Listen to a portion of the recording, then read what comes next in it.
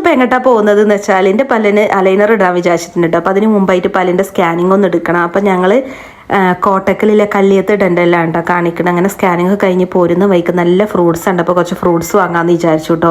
എനിക്കുണ്ടല്ലോ ഈ raw dates നല്ല ഇഷ്ടമാണ് കേട്ടോ. പക്ഷേ ഈ ചുമന്ന ഡേറ്റ്സ് കാണാനുള്ള ഭംഗി മാത്രമേ ഉള്ളൂ, ഒട്ടും മധുരം ഉണ്ടാവില്ല. മധുരം മഞ്ഞയായിട്ട് ഉണ്ടാവുക.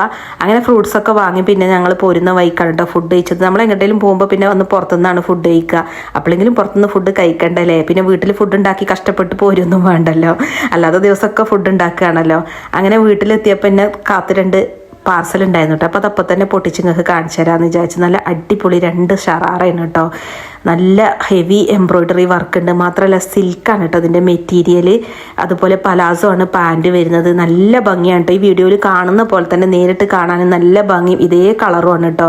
അപ്പോൾ അതിൻ്റെ ക്വാളിറ്റി വെച്ച് നോക്കുമ്പോൾ അതിൻ്റെ പ്രൈസ് ഉണ്ടല്ലോ എക്സ്ട്രാ വെർത്താണ് കേട്ടോ. ഞാൻ മീഷോന്നാണ് പർച്ചേസ് ചെയ്തത്.